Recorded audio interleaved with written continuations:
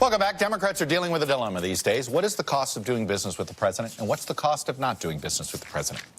And nowhere is that dilemma more stark than when it comes to immigration. Can Democrats afford to obstruct a deal and shut down the government over DACA? And can they afford not to?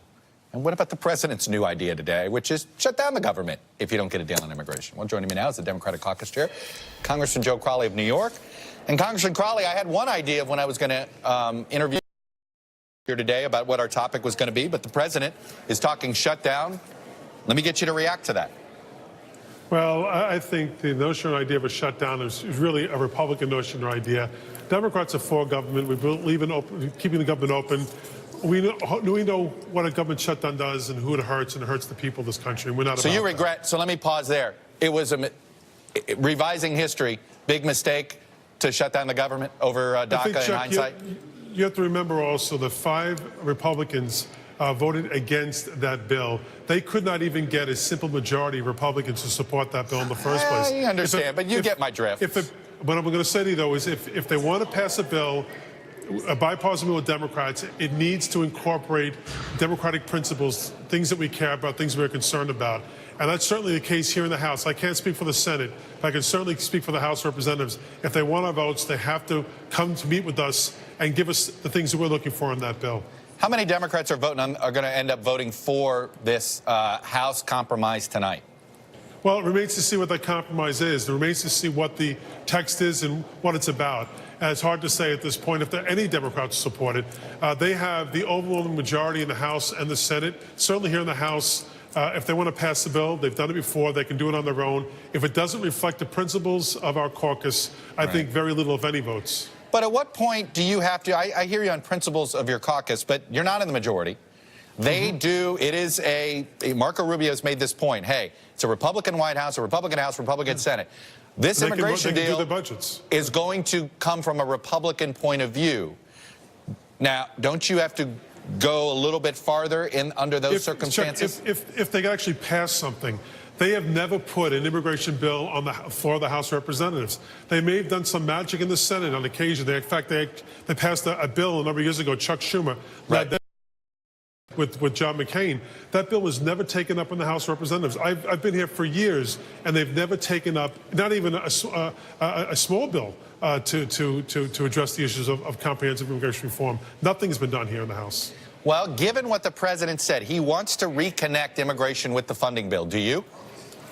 Well, look, I think at the end of the day, what we've talked about are a number of things that Democrats are concerned about, including dish payments, disproportionate share payments, community health centers, making sure that Puerto Rico and the Virgin Islands get the funding, as well as Texas and Florida and California, that they need to get back up on their feet. There are a number of things that Democrats consistently have been talking about. And I'll say this as well, Chuck. I think the issue of DACA is not just a moral issue, it's an economics issue. It's for the health of our nation.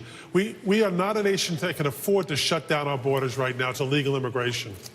Lindsey Graham, who obviously has been involved in some of these compromises or attempts at a compromise, though many Republicans in the White House say, hey, you know, he doesn't speak for a majority of Republicans, but he believes no deal's going to happen and that the best you can hope for is some sort of bridge, which is extending DACA legislatively rather than via executive order for a couple of years in exchange for some border security money. Is that where this is headed realistically?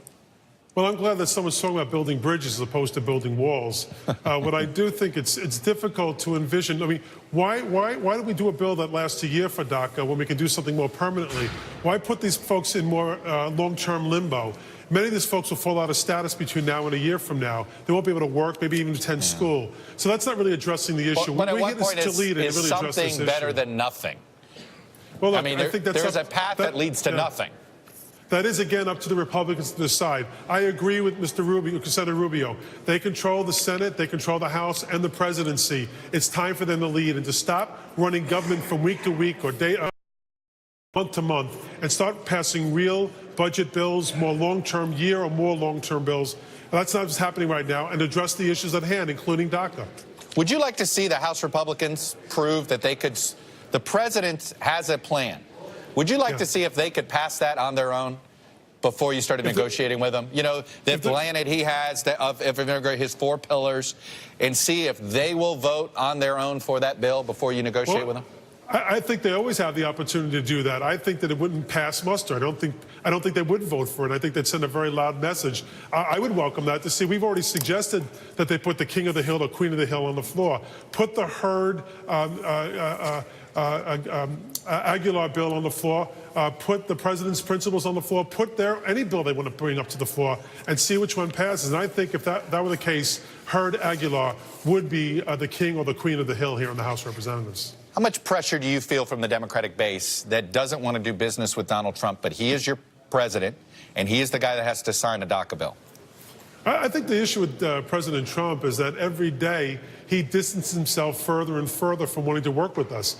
The whole speech last week was supposed to be about bipartisanship and bringing us closer together.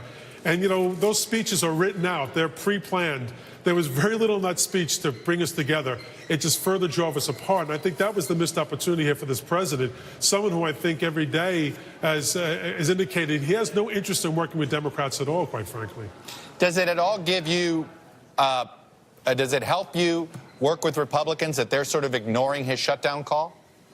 I think there are a lot of things that disturb me about the lack of speaking out by Republican colleagues, whether it's on the issue of Russia and the investigation, their failure to push back on this memo, and their failure to really work with Democrats to pass a budget that meets the needs of the American people as defense. It bothers me that they haven't done more even on the issue of immigration, something that 80% of the American people have said they'd like to see the issue of DACA and the Dreamers resolved, and they have failed so far to step up and meet those challenges. What do you tell, I'm going to go back, you're avoiding this answer. What do you tell those in the base that don't want you to work with him at all? Well, I think we have a responsibility as elected members of the House of Representatives to represent our districts, to do what's in the best interest of our constituents, and to do what's in the best interest of our nation. I don't believe in betting against America. I will never do that. The stock market goes up, I'm happy. When the stock market goes down, that doesn't make me happy. It makes me uncomfortable. We have to start, the president needs to start moving away from blaming or not acknowledging the advancements of the last administration, and start working and making and achieving goals for himself. And the Republicans, quite frankly, need to do the same thing. If they were about actually moving ahead on legislation to help the American people, I think Democrats would step up and support that as well. All right, Congressman Joe Crowley,